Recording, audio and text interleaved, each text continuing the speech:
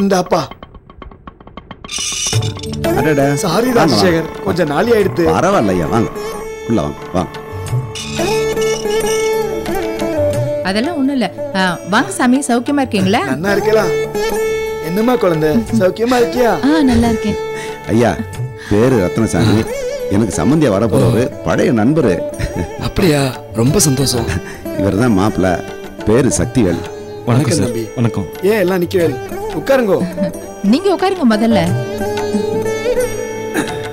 சாமி, coffee tea அதெல்லாம் ஒண்ணும் வேண்டாம். இன்னைக்கு நான் ஒரு பொழுது கேட்டதே சந்தோஷம். சொல்லு ராஜசேகர். ஐயா, என் பொண்ணு சுபாவுக்கும் தம்பிக்கும் கல்யாணம் பண்ணலாம்னு பெரியவங்கெல்லாம் முடிவு பண்ணி வச்சிருக்கோம். நீங்க முகூர்த்த தேதி பார்த்து சொல்லணும். பேஷா முடிச்சு கொடுத்துட்றேன். பொண்ணு பையன் ஜாதகத்தை கொடுங்கோ. சாமி, ஜாதகம்லாம் எதுக்கு?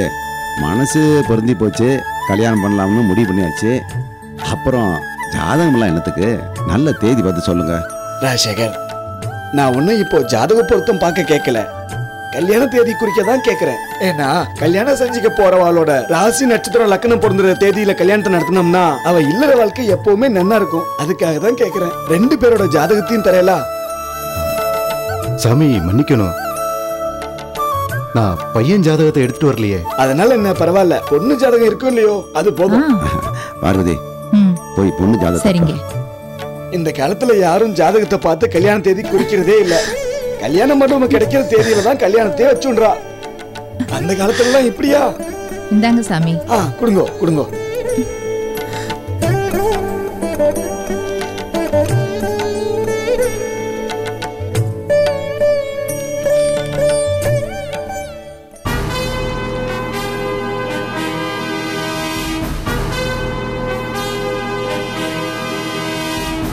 ஏ ராஜசேகர், ஜாதக பொருத்தம் தான் பார்க்கல, அட்லீஸ்ட் பொண்ணுக்கு கல்யாண தசை வந்திருக்கா இல்லையான்னு பாத்துருக்கலாம் இல்லையா? சாமி, நீங்க என்ன சொல்றீங்க? நல்ல வேலை இப்போவாவது என்கிட்ட ஜாதகத்தை கொடுத்தீங்களே, நீங்களா ஒரு தேதியை குறிக்காம. சாமி, ஜாதகத்துல ஏதாவது பிரச்சனையா? எனக்கே சொல்றதுக்கு ரொம்ப சங்கடமா தான் இருக்கு. ஏன்னா இந்த குடும்பம் அவ்வளவு பிரியமான குடும்பம். அதுக்காக சொல்லாம இருக்கிறது அதை விட பெரிய தப்பு இல்லையா?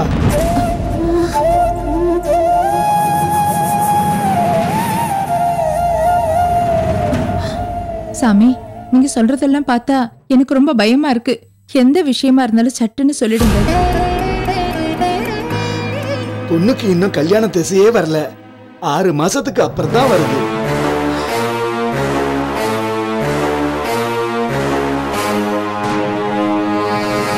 அதுக்கு முன்னாடியே பொண்ணு கழுத்துல தாலி ஏறுனா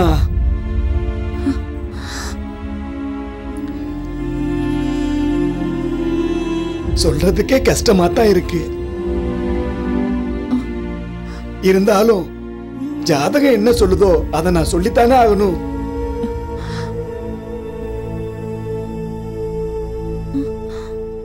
ஆறு மாசத்துக்குள்ள பையனுக்கும் பொண்ணுக்கும் கல்யாணத்தை நடத்தினேல். அவ கழுத்துல ஏறின தாலி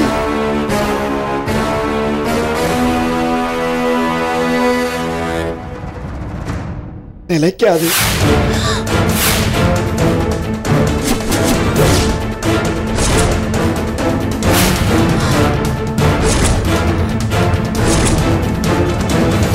என்னடா சாமி இப்படி ஒரு குண்டத்துக்கு போறாருன்னு நினைக்காதே. 6 மாசம் தானே, கொஞ்சம் பொறுமையா இருங்கோ. அதுக்கப்புறம் பேஷா கல்யாணத்தை நடத்துங்கோ. உங்களை யாரு வேணான்னு சொன்னா? சாமி, 6 மாதம் கழிச்சு கல்யாணம் பண்ணா பிரச்சனை எதுவும் வராதே? இல்ல சார், இந்த 6 மாசத்துல தானாவே தோஷம் சரியாயிடும். அப்புறம் இவ மன வாழ்க்கையில எந்த குறையும் வராது. ஆனா இந்த 6 மாசத்துக்குள்ள பொண்ணும் பையனும் ரொம்ப கவனமா இருக்கணும். ஒருத்தருக்கு ஒருத்தர் பாத்துக்கவே கூடாது.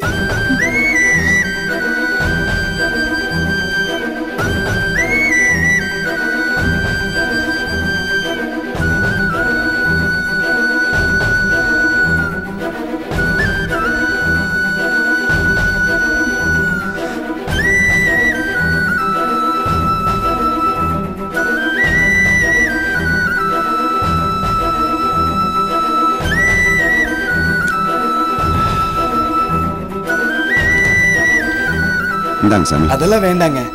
கல்யாண தேதி குறிச்சதுக்கு அப்புறம் நான் வாங்கிக்கிறேன். அது அப்ப பாத்துக்கலாம். இப்போ என்ன தயவு செய்து வற்புறுத்தாதே. சரி, நான் வரேன். அம்மாடி, உன் கல்யாணம் இன்னும் 6 மாசம் தள்ளி போறதால ஏதோ ஒரு நல்லதுக்குன்னு நினைச்சுக்கோ. அதுக்குள்ள எல்லா பிரச்சனையும் தீர்ந்து மனசு பூரா சந்தோஷத்தோட மனமேடையில உட்காரலாம். என்ன? நான் வரேங்க. சரி, போயிட்டோம்.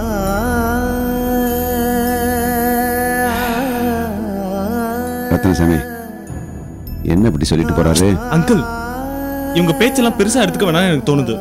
சுபா ஜாதகத்தை பார்த்துட்டு இவர் இப்படி சொல்றாரு. இதே வேற ஜோசியர்கிட்ட கொண்டு போய் கொடுத்தா அவர் வேற மாதிரி சொல்லுவாரு. இந்த ஜோசியம் ஜாதகம் எல்லாம் ஆளுக்கு தலைக்கு தலை மாறுற விஷயம் அங்கிள். இதுக்கெல்லாம் பெருசா இம்பார்ட்டன்ஸ் கொடுக்க வேணாம் அங்கிள். நாம முடிவு பண்ணபடியே கல்யாணத்தை நடத்திடலாம் அங்கிள். இல்ல சக்தி, நம்ம தேவையில்லாம ரிஸ்க் எடுக்க வேண்டாம்.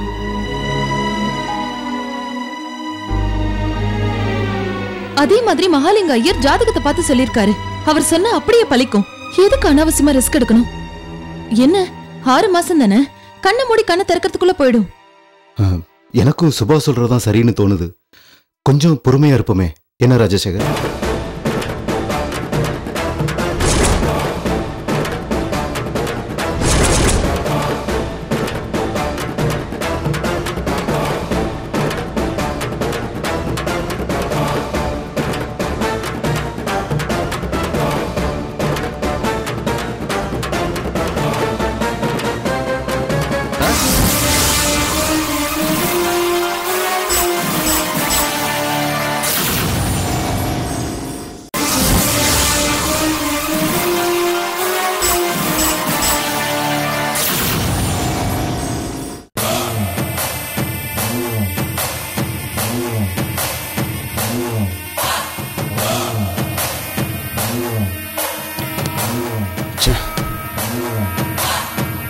எங்க நம்மால காணோம்?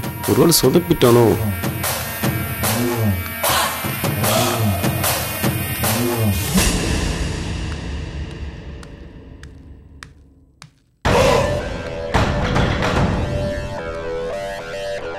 என்ன சாமி, போன காரியத்தை கச்சிதமா முடிச்சிட்டீங்களா?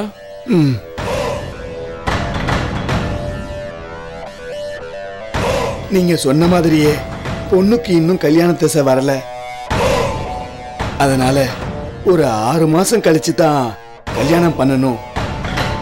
அது வரைக்கும் பொண்ணும் மாப்பிள்ளையும் ஒருத்தருக்கு ஒருத்தர் பார்த்துக்க கூடாது. என் பேச்சை மீறி கல்யாணம் பண்ணிக்கிட்டா பொண்ணு கழுத்துல ஏறின தாலி அடுத்த சனமே கீழே இறங்குறதுக்கு சான்சஸ் இருக்குன்னு சொல்லிட்டேன். Very good. ஆமா, நீங்க சொன்னது எல்லாத்தையும் அவங்க நம்பிட்டாங்களா? என் மேலையும் என் வார்த்தை மேலையும் அந்த குடும்பத்துக்கு மதிப்பும் மரியாதையும் உண்டு.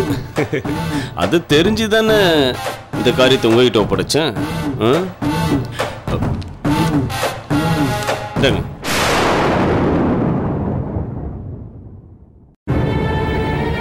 வேணாம், தெரிஞ்சே ஒரு பெரிய பாவத்தை பண்ணிட்டு வந்து நிக்கிறேன். அதுக்கு பணத்தை கொடுத்து என்னை இன்னும் பெரிய பாவியா ஆக்கிடாதீங்க. சாமி, ஏதோ 1000 2000 இருக்குன்னு நினைக்காதீங்க. சொல்லையா 10,000 ரூபா இருக்கு. சும்மா வேணான்னு சொல்லாம வாங்கிக்கோங்க. இந்த உலகத்துல எல்லா பாவத்தையும் சரி பண்ணக்கூடிய சக்தி இந்த பணத்துக்கு இருக்கு. என்னை கட்டாயப்படுத்தாதில். எனக்கு இந்த பணம்லாம் வேண்டாம். என் பேத்திய நல்ல விதமா என்கிட்ட கொடுத்துருங்கோ, அதுவே எனக்கு போதும். நீங்க உங்க வீட்டுக்கு போறதுக்கு முன்னாடி உங்க பேத்தி அங்க இருப்பா. கவலைப்படாம போங்க. இந்த பணத்தையும் வச்சுக்கோங்க. நான் என் பேத்தி மேல இருக்கிற பாசத்தாலதான் இப்படி ஒரு பாவகாரியத்தை பண்ணினேனே ஒழிய பணத்துக்காக நான் பண்ணல. தான் செய்யற தொழில் மூலமா ஒருத்தன் பிரத்யாருக்கு கெடுதல் பண்ணா அந்த பாவம் எந்த கங்கையில குளிச்சாலும் போகாது, என்ன பரிகாரம் பண்ணாலும் தீராது. இனிமே நான் ஜென்மத்துக்கும் இந்த பாவமூட்டிய சுமந்துதான் தீரணும். என் பேத்திய வீட்டுக்கு அனுப்பி வச்சிருங்கோ. நீங்க சொன்ன வார்த்தையை நான் காப்பாத்திட்டேன். நீங்களும் உங்க வார்த்தையை காப்பாத்தணும். நான் வரேன்.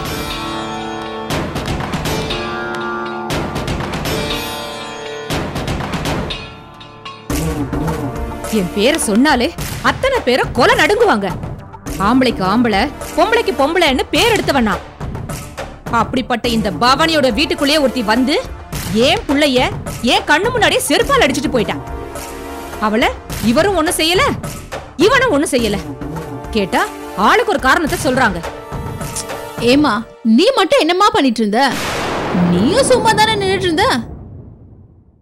இல்லடி, நான் ஒண்ணு சும்மா நிக்கல.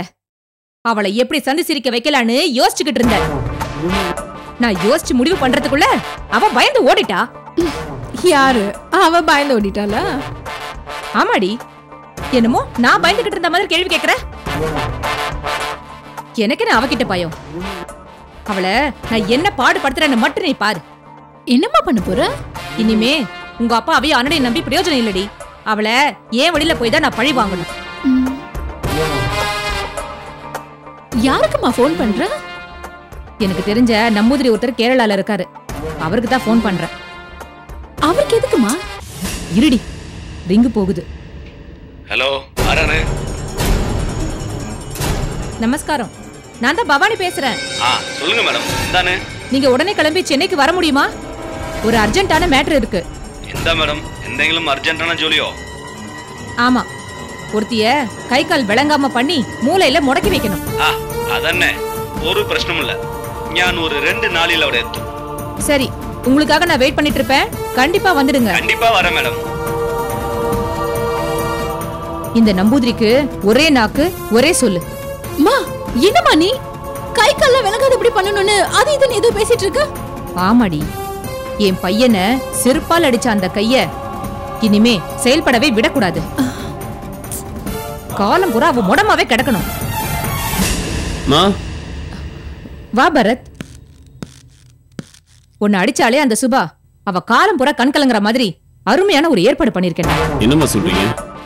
கேரளால இருக்கிற யாரோ நம்பூதிரிக்கு போன் பண்ணி அம்மா வர சொல்லிருக்காங்கண்ணா. எதுக்குமா? அந்த நம்பூதிரி இந்த மாந்திரீகம் மந்திரத்துல எல்லாம் ரொம்ப பெரிய ஆளுடா. அவர்கிட்ட இந்த சுபாவோட கை கால விளங்காம பண்ண சொல்லிருக்கேன். அவரும் அங்கிருந்து சென்னைக்கு வந்து எல்லாம் பண்ணி தரேன்னு சொல்லிருக்காரு. நீ ஒண்ணும் கவலைப்படாதடா. உங்களை யார் இதெல்லாம் பண்ண சொன்னது?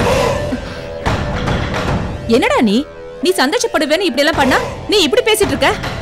அவளை எப்படி என் காலில் விழ வைக்கணும்னு எனக்கு தெரியும். இன்னும் 6 மாசத்துல அவ கழுத்துல தாலியை கட்டி என் பொண்டாட்டி அந்த வீட்டுக்குள்ள கூட்டிட்டு வர போறேன். அப்போ என் பொண்டாட்டி கை கால் முடங்குனா நல்லா இருக்குமா? ஏண்டா, உனக்கு என்ன புத்தி கிட்ட கேட்டு போச்சா? இவ்ளோ நடந்ததுக்கு அப்புறம் அவளே கல்யாணம் பண்ணிக்க துடிச்சிட்டு இருக்க? உனக்கு கொஞ்சம் கூட மான ரோஷம் எதுவுமே இல்லையாடா? நீ ஏன் வயதிலே வந்து பிறந்த? மா வெயிட். ஏன் இப்படி அவசரப்படுறீங்க? அவளை நான் கல்யாணம் பண்ண ஆசைப்பட்டதே அவ கூட சந்தோஷமா வாழ்றதுக்காக இல்ல. ஒவ்வொரு நாளும் ஒவ்வொரு நிமிஷமும் நரக வேதனை கொடுக்கறதுக்காக தான். என்ன செருப்பால் அடிச்ச அவ காலம் பூரா எனக்கு செருப்பா இருந்து சேவை செய்யணும். இதுதான் அவளுக்கு கொடுக்க போற தண்டனை. டேய், நீ சொல்றதெல்லாம் கேக்குறதுக்கு ரொம்ப நல்லா தான் இருக்கு. ஆனா உன்னால அவளை கல்யாணம் பண்ணி காமிக்க முடியுமா? அவளுக்கு தான் வேற ஒருத்தனோட நிச்சயதார்த்தம் முடிஞ்சிருச்சு. கல்யாணம் நிச்சயதார்த்தம்ன்ற பேச்சுக்கு இடம் இல்ல. இன்னும் 6 மாசம். அதுக்குள்ள அவ செத்து சுண்ணாம்பாகி என்னால முடியல பரத் என்ன கல்யாணம் பண்ணிக்கோங்கன்னு வாயால கெஞ்ச வச்சு அவ கழுத்துல ஸ்ட்ராங்கா 3 முடிச்சு போறான். இதுதான் என்னோட ஐடியா. இது தெரியாம அவ கைகால உடைச்சு மூளையில உட்கார வைக்க பாக்குறிய. நீ கொடுக்க நினைக்கிற தண்டனையை விட நான் கொடுக்க நினைக்கிற தண்டனை ரொம்ப பெருசு. ஏன்னா அவ கைகால முடக்க போறதில்லை, அவ புத்திய மனசை முடக்க போற. நீ அந்த நம்பூதிரிக்கு போன் பண்ணி வர வேண்டான்னு சொல்லி என்ன நடக்க போறதுங்கிறத ஒதுங்கி நின்னு வேடிக்கை மட்டும் பாரு.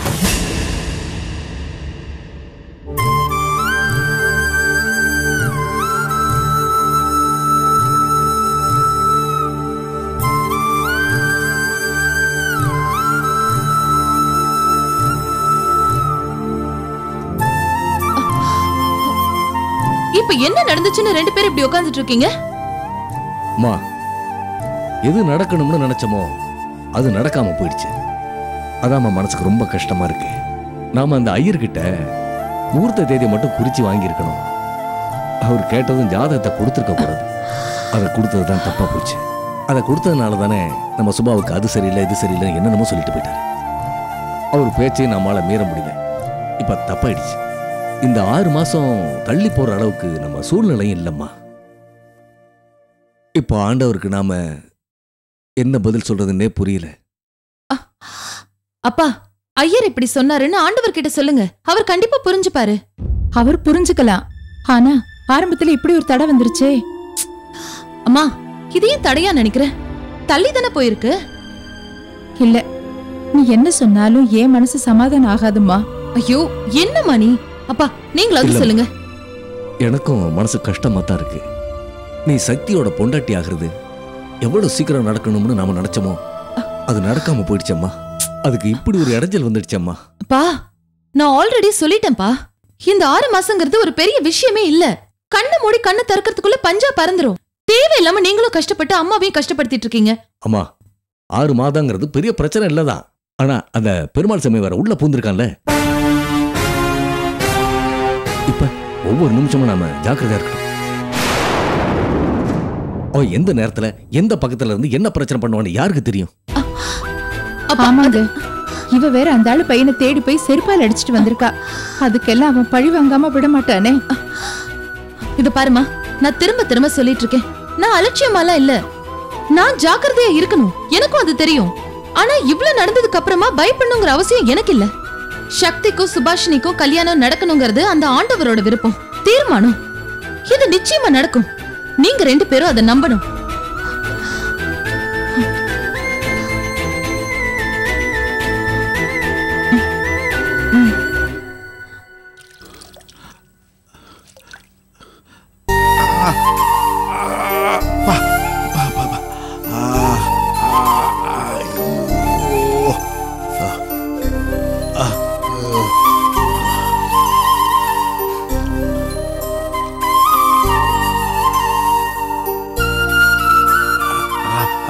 நல்ல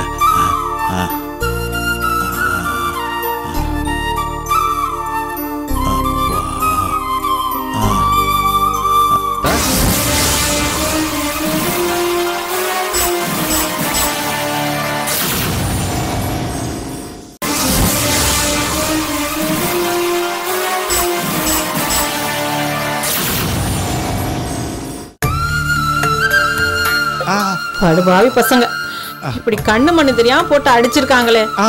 போலீஸ்காரங்கன்னா இப்படிதான் அடிக்கிறதா? தப்பு பண்ணா கண்டிக்கிறதுக்கு கோர்ட் இருக்கு. இவங்களுக்கு யாரு இந்த அதிகாரத்தெல்லாம் கொடுத்தது? தான் கல்யாணம் பண்ணிக்க போற பொண்ணோட அப்பாவாச்சே அப்படிங்கிற நினைப்பு இல்லாம இப்படி போட்டு அடிச்சிருக்காங்களே பாவிங்க. ச்சீ, இதுக்குதான் நான் அப்பவே சொன்னேங்க, இந்த போலீஸ் சம்பந்தம் வேண்டாம், நமக்கு சரிப்பட்டு வராதுன்னு. நீங்க என்னைக்குதான் என் பேச்ச கேட்டிருக்கீங்க? மாப்பிள்ள ரொம்ப நல்லவரு அது இதுன்னு சொல்லி என் வாயை அடைச்சிட்டீங்க. இப்ப பாருங்க, ஒரு மாப்பிள்ள பண்ற வேலை அங்க இது. எதிரிய கூட இப்படி ஒருத்தன் அடிக்க மாட்டான். பாவி, இப்படி அடிச்சு வச்சிருக்கானே, அவன் கையில கட்டை தான் முளைக்கணும். மரகதம், எதுக்காக மாப்பிள்ளையை திட்டிட்டு இருக்க? அவர் என்ன அடிக்கல, அவர் விரல் நுனி கூட என் மேல படலம்மா. என்னங்க சொல்றீங்க? அப்புறம் உங்களை இப்படி போட்டு அடிச்சது யாருங்க? அது திருப்பதின்னு ஒருத்தன் கூட இருக்கான், அவன் தான் அடிச்சான். என்னது, திருப்பதி அடிச்சானா? அவன் யாரு உங்களை அடிக்கிறதுக்கு? அவன் ஏன் உங்களை அடிச்சான்? விசாலி இருக்கிற இடத்த சொல்ல சொல்லி கேட்டு அடிச்சான். அப்போ அவர் அங்க இல்லையா? இப்ப எதுக்கு அந்த பேச்செல்லாம் விடுமா? என்னங்க நீங்க இப்ப எதை விட சொல்றீங்க? மாட்டை போட்டு அடிக்கிற மாதிரி அடிச்சு வச்சிருக்கான். அவன் யாருங்க உங்களை விசாரிக்கிறதுக்கும் அடிக்கிறதுக்கும்? நடந்தது நடந்துருச்சு, இனிமேல் அதை பத்தி பேசி என்ன பிரயோஜனம்? அப்பா, நான் கேட்கறதுக்கு பதில் சொல்லுவீங்களா மாட்டீங்களா? திருப்பதி உங்களை அடிச்சப்போ அவர் அங்க இல்லையா? சொல்லுங்கப்பா. இருந்தாருமா. இருந்தானா? அப்போ அவன் தடுக்கலையா? அம்மா, அவர் என்ன பண்ணுவாரு? அவருக்கும் விசாலி இருக்கிற இடம் தெரியணும்ல. அப்போ கைய கட்டிட்டு அவன் வேடிக்கை பார்த்துட்டு இருந்தானா? என்ன மரகதம், மரியாதை இல்லாம பேசிக்கிட்டு இருக்க? அவர் நமக்கு மாப்பிள்ளையா வரப்போறவர். இல்லப்பா, இல்ல, நான் அவரை கல்யாணம் பண்ணிக்க போறது இல்ல.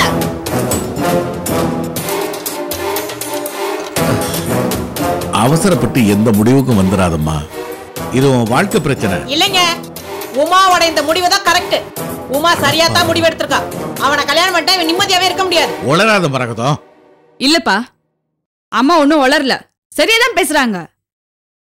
இவ்ளோ நடந்ததுக்கு அப்புறமும் நான் அந்த ஆளு கல்யாணம் பண்ணிக்கிட்டா என் வாழ்க்கை நரகமா தான் இருக்கும்.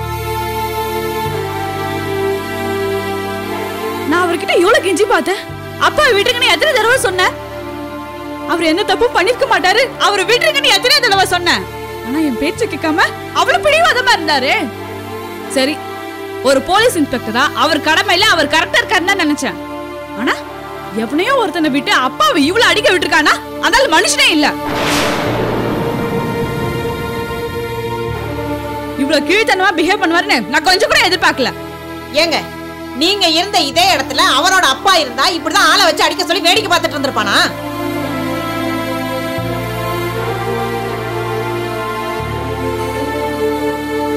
இந்த பாருமா, எனக்கு என்னமோ இதை இத்தோட விடுறது நல்லதுன்னு படுதுமா. விட்டுட்டு அவனையே மாப்பிள்ளையாக்கிக்கலாம் சொல்றீங்களா? அது மட்டும் இனிமே நடக்காதுங்க. என் ரத்தம் கொதிக்குதுங்க. ஒரு ஈ எறும்பு கூட நீங்க துரோகம் நினைச்சிருப்பீங்களாங்க? யாரையாவது கோவப்பட்டு ஒரு வார்த்தை அதிர்ந்து பேசிருப்பீங்களா நீங்க? அப்படிப்பட்ட உங்களை போய் இப்படி அடிக்க விட்டு வேடிக்கை பார்த்துட்டு இருந்திருக்கானே, அவனுக்கு எப்படி அப்படியே மனசு வந்தது? அவன் என்ன மனுஷனா மிருகமாங்க? அந்த மிருகம் இந்த வீட்டுக்கு மருமகனா வரக்கூடாது. என் பொண்ணுக்கு புருஷனா வரணுமா அவன்? வேண்டாங்க, வேண்டாம். எல்லாமே நல்லதுக்கு தான் நினைச்சு இந்த சம்மதத்தை இத்தோட விட்டுருவாங்க. ஐயா வணக்கம். ஐயா வீட்லயே இருக்கீங்க, ரொம்ப சந்தோஷம். புரோக்கரே, நானே உங்களுக்கு ஃபோன் பண்ணலான்னு இருந்தேன். நல்ல வேளை நீங்களே கரெக்டா வந்துட்டீங்க. என்னம்மா, நிச்சயதார்த்தத்தை எப்ப வச்சுக்கணும்னு மாப்பிள்ளை வீட்டுல கேட்கணும், அவ்வளவுதானே? நானே கேட்டு வந்துடுறேன். நிச்சயதார்த்தமும் இல்ல, ஒண்ணு இல்ல. முதல்ல நீங்க வாயை கழுவுங்க. என்னம்மா சொல்றீங்க? மரகதம், நீங்க சும்மா இருங்க. புரோக்கரே, இந்த சம்பந்தம் சரிப்பட்டு வராது. என்னம்மா இப்படி சொல்றீங்க? பொண்ணுக்கும் மாப்பிள்ளைக்கும் ஒருத்தருக்கு ஒருத்தர் ரொம்ப பிடிச்சு போச்சு.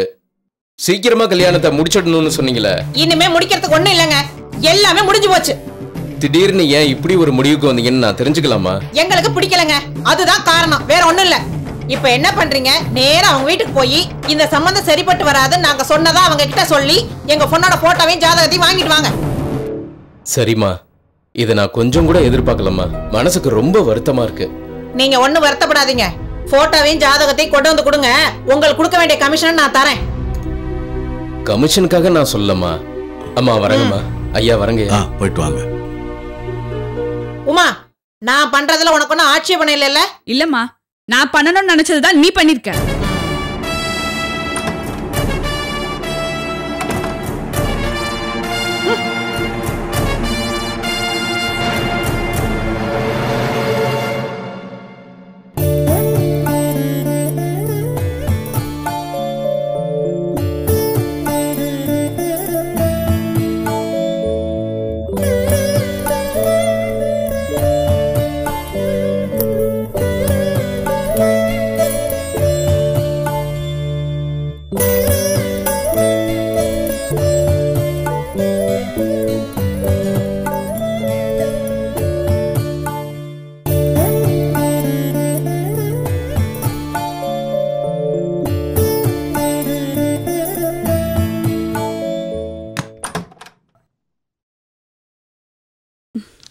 என்னடா என்ன பார்த்தது எதையோ தலகாணி கடையில மறைச்சு வைக்கிற மாதிரி இருக்கு?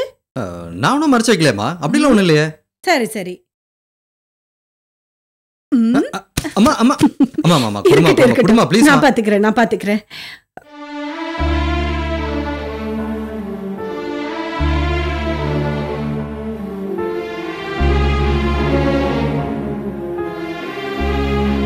ஏண்டா மனசுக்குள்ள இவ்ளோ ஆசையை வச்சுக்கிட்டு அப்புறம் ஏண்டா அப்படி நடந்துகிட்ட? அட்லீஸ்ட் இவளுக்காகவாவது அவங்க அப்பா விஷயத்துல கொஞ்சம் சாஃப்டா நடந்திருக்கலாம்ல. ஒரு குற்றவாளிகிட்ட போலீஸ்காரன் எப்பவுமே சாஃப்டா நடக்கூடாதுமா. அப்படி நடந்துகிட்டா குற்றவாளிகளுக்கும் போலீஸ் மேல பயம் இருக்காது, பொதுமக்களுக்கு அவங்க மேல மரியாதை இருக்காது. சரிடா, ஏதோ நடக்க கூடாததெல்லாம் நடந்து போச்சு. இப்பவாவது உமாவை பார்த்து சமாதானப்படுத்தலப்பா. இல்லம்மா, அதெல்லாம் சரியா வராது. சரி, நீ போக வேண்டாம். நான் போய் அவளை பாக்குறேன், பார்த்து பேசுறேன். என்னடா சொல்ற? அம்மா, உடஞ்சதை ஒட்ட வைக்க முயற்சி பண்ணாதம்மா, அது உன்னால முடியாத, விட்டுரு. விட்டுருமான்னு என்கிட்ட சொல்லிட்டு நீ இப்படி இந்த போட்டோவை மறைச்சு பார்த்துட்டு இருக்க போறியாப்பா? இல்லம்மா. ஏண்டா, நாங்க கல்யாண பேச்சு எடுக்கும் போதெல்லாம் இப்ப வேண்டாம் அப்ப வேண்டாம் தட்டி கழிச்சுக்கிட்டே இருந்த. ஆனா இப்ப நீயே ஒரு பொண்ணை இந்த அளவுக்கு விரும்புற, அவளை கல்யாணம் பண்ணிக்கவும் ஆசைப்படுற. அந்த ஆசை நிராசை ஆகிற மாதிரி நீயே ஏன்டா இப்படி நடந்துகிட்ட? இத நான் விதின்னு சொல்றதா இல்ல என்னன்னு சொல்றதுன்னு எனக்கு ஒண்ணும் புரியலடா. மீனாட்சி, என்னங்க? புரோக்கர் வந்திருக்காரு, கொஞ்சம் வந்துட்டு போ. இதோ வரேங்க. டேய், புரோக்கர் வந்திருக்காருடா, வாடா. எதுக்குமா, நீயே போய் பேசுமா. டேய், இந்த புரோக்கர் மூலமா தான்டா உமாவோட ஜாதகமும் போட்டோவும் வந்தது. அவங்க கிட்ட இருந்து ஏதாவது நல்ல செய்தி வந்தாலும் வந்திருக்கும். வாடா, வா வா. எனக்கு நம்பிக்கை இல்லம்மா. உமாவுடைய முகத்தை பார்க்கும் போது அவளை சீக்கிரம் கோவம் தணிகிற மாதிரி தெரியல. என்னடா எப்ப பார்த்தாலும் நெகட்டிவாவே பேசிட்டு இருக்க? வா, என்னன்னு தான் பார்க்கலாம். வா வான்னு சொல்றேன்ல, வா. அம்மா, என்ன சாப்பிட்றீங்க? அதெல்லாம் ஒண்ணு வேணாம் சார். வாங்க தம்பி, வணக்கம். வாங்க உட்காருங்க. பரவாயில்ல தம்பி, இருக்கட்டும். என்னங்க, ஏதாவது சொல்லி அனுப்புனாங்களா? ஆமாம்மா. பாத்தியா, நான் சொன்னேன்ல, நீ என்னமோ நம்ப மாட்டேன்னு. ஒரு நிமிஷம் இருமா. என்னன்னு சொல்லிவிட்டாங்க? தம்பி, உங்க 2 குடும்பத்துக்கு நடுவுல திடீர்னு என்ன நடந்தது ஏது நடந்ததுன்னு தெரியல. ஆனா பொண்ணு வீட்டுல உங்க மேல பயங்கர கோபத்துல இருக்காங்க. இந்த சம்பந்தம் வேண்டாம், நமக்கு சரிப்பட்டு வராதுன்னு கட் அண்ட் ரைட்டா சொல்லிட்டாங்க. அப்படியா சொன்னாங்க? ஆமாம்மா. சொல்றதுக்கு எனக்கே மனசுக்கு கஷ்டமா இருக்கு. பொண்ணோட போட்டோ ஜாதகம் எல்லாத்தையும் என்ன கையோட வாங்கிட்டு வந்துருங்கன்னு சொல்லிட்டாங்கம்மா.